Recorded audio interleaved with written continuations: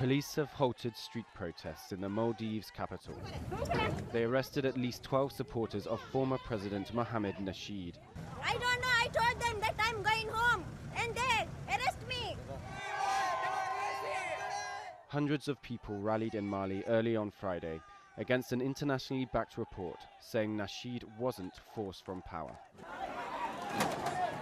About 1,000 supporters demonstrated the day before. If we are the people who was here, not the international community, we saw it with our own eyes. So what they only hear what these other people say. Actually, they wasn't here to see what happened that day. The Commonwealth-backed Commission of National Inquiry ruled that Nasheed stepped down voluntarily. Its report said the transfer of power was legal and constitutional. Reformist Nasheed announced his resignation last February, amid a mutiny by security forces and demonstrations against his order to arrest a senior judge. But he later said dissenting police and soldiers forced him out.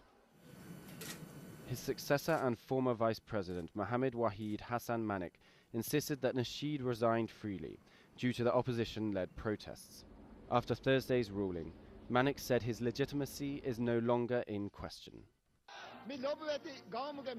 As the country's first democratic president, Nasheed brought an end to 30 years of autocratic rule, but his reign lasted less than a year and a half.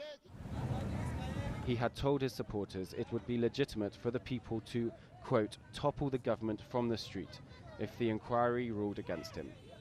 But security forces for now have stifled supporters of a stung former president.